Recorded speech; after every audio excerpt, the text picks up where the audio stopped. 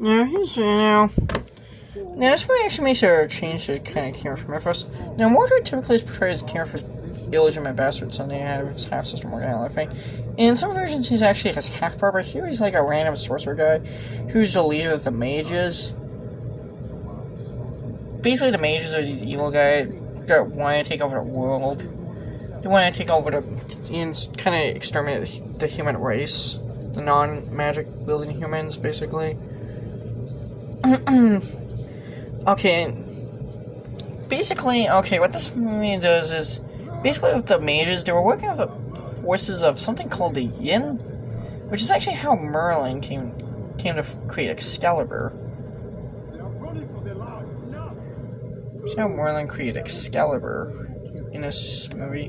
Now, this movie had a kind of troubled development history. Now, when it began life as a character in Merlin, I want to say it was called. It was initially meant to be directed by a guy called David Dobkin, who, if that even sounds familiar, and you're trying to wonder where that name, try looking at some old 2000s raunchy R-rated Vince Vaughn. Try looking at some old Vince Vaughn comedies, Wedding Crashers and Fred Claus. He directed those movies.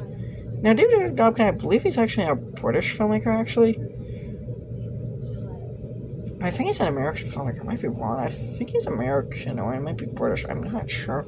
But anyhow, David Dobkin, he wrote the script. He was set to direct Arthur and Merlin, and actually rewrote the script.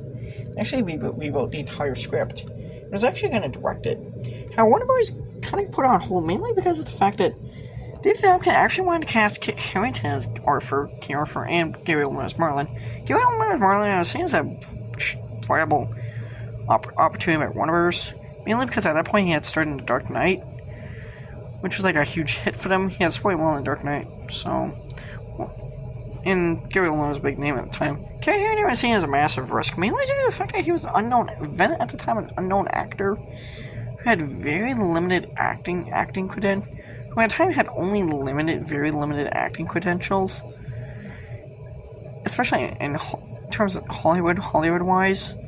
He didn't really, at the time, he wasn't really a big name. So Warner Bros. Was this was before Game of Thrones, so the studio was kind of reluctant to hire him.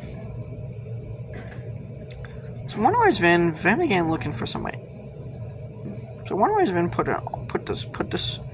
Arthur and Merlin on hold.